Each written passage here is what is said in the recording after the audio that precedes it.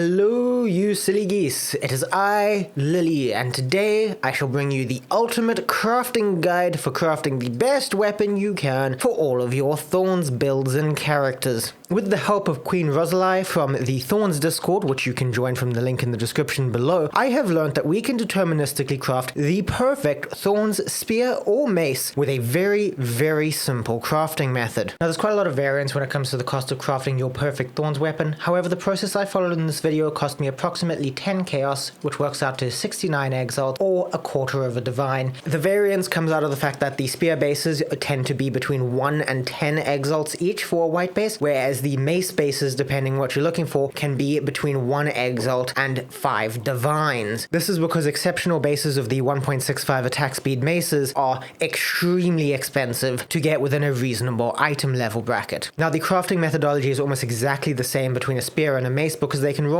almost exactly the same things with a few differences in weighting here and there, but it works out very similarly. If you're using a perfect transmute and augment to roll your base, it is a 22.7% chance to hit on both options. With the mace, it goes down to a 22.5% chance to hit with a greater transmute and augment, so that's just not worth doing. Whereas with a spear and a greater transmute and augment, you go up to a 29.5% chance to hit what you want because of the fact that reduced attribute requirements is suddenly actually a useful roll, because reducing the dexterity cost on your spear is quite useful and is basically the same as getting a tier 2 dexterity roll on the spear. I would generally recommend though for both methods to use the perfect transmutes and augments. While the odds are a little bit lower for your spear, the fact that you are much more likely to get tier 1 rolls is very nice, and the cost difference is not huge.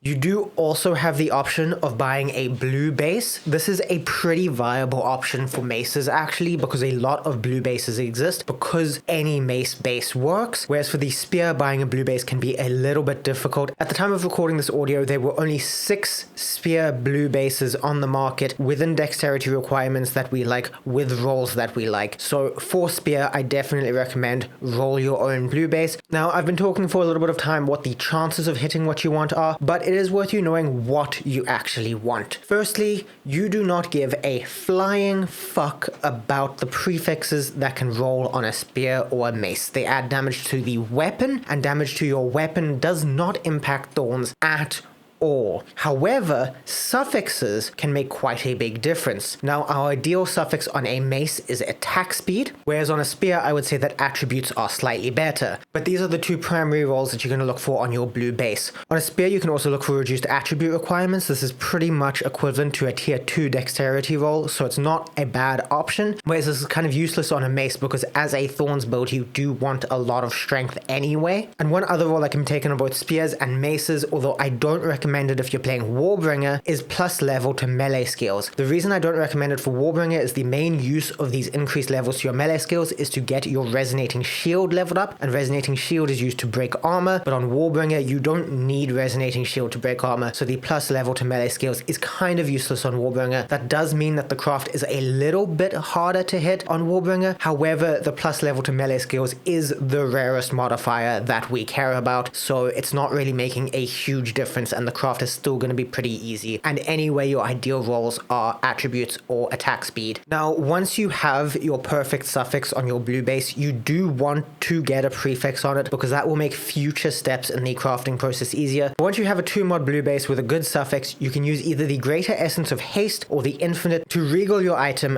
for either attack speed or attributes. If you already have attack speed on your weapon, use the greater Essence of the Infinite. If you already have attributes on your weapon, use the greater Essence of Haste. If you don't have either, if you got either plus to melee skills or reduced attribute requirements, I would say go for haste. Attack speed is generally better, especially on maces, but if you think you would rather have attributes, go for the infinite. They're pretty much the same price, and you're 100% guaranteed to get the same tier of modifier no matter which you use, so it doesn't really matter too much. Now, this leaves you with a 3-mod rare item. It will have 1 prefix and 2 suffixes. This is a good position to be in to desecrate. Now, we want to use the Omen of Dextral Necromancy to guarantee that our desecration is a suffix, and we want to use the Omen of the Liege to guarantee that we get an Amanamu suffix, because there is one suffix that guy can give us that is very useful, and it's a 1 in 3 chance to hit it, so that's pretty good. Now that you've activated your omens, just hit your weapon with a preserved Jawbone to Desecrating Suffix, it's pretty easy, and from there you can go to the Abyssal Crafting Zone to unveil your modifier. Now what you're looking for is the Amanamu suffix that gives you Spirit Reservation. This can give you up to 10% Spirit Reservation efficiency of your skills, and this can be a pretty big deal even on the base 100 Spirit that you have as a character. This can allow you to upgrade a Thornskin 1 to a Thornskin 2 or fit an extra Thornskin 1 in your build, so it's free extra damage.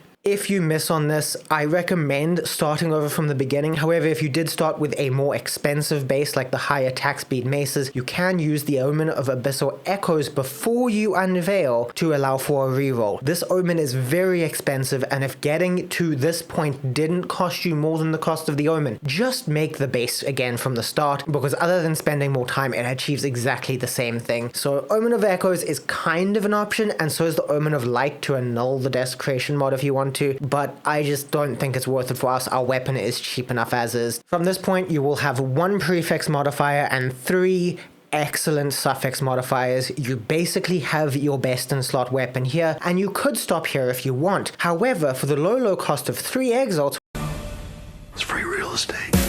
We can also actually get a good prefix that cannot naturally roll in an item. So first off, you want to exalt your weapon until all of the prefixes are filled. This is so that when you use a perfect essence, it can only remove a prefix modifier. What perfect essence do you want to use? Well, either the perfect essence of abrasion, flames, ice, or electricity, depending on what damage type you're looking for. If you're playing Avatar of Fire, obviously perfect essence of flames. That is what I recommend for people following my Infernalist build guide. However, if you are using Trinity, do not use any of the elemental options, as they will make it impossible for you to stack your Trinity. Go for the perfect essence of abrasion for extra physical damage. You will still benefit from that. And if for some weird reason you're going in ice or lightning build, then perfect essence of electricity or perfect essence of ice. I don't really know what good Thorns builds there are that focus on ice and electrical damage, but go for it if you want to, I guess. And now you basically have your best in slot weapon. You've got 2 rune sockets because you bought an exceptional base using the links in the description down below. You have 3 near perfect or perfect suffixes, and you have 1 perfect prefix. That is as good as a weapon can get for us, unless you want to varlet. If you are going to varlet, I highly recommend using an Omen of Corruption. It improves your odds of getting a good corruption from 25% to 33%. This is a pretty good improvement for about 11 exalts. I recommend doing that. Once you've activated your Omen of Corruption, just varlet. You have a 33% chance to get a 3rd socket on your weapon, which is an amazing thing to have. You do have a 33% chance to re-roll some of the modifiers on your weapon. There is a chance that this only re-rolls the 2 bad prefixes, which is fine. I've seen that happen to people, but there is also a chance that it re-rolls some of your good rolls. I've had it instantly delete my reservation efficiency. That was rough. You can watch my previous video to see that happen. And the last outcome, also on a 33% chance, is to get a corruption implicit. Now,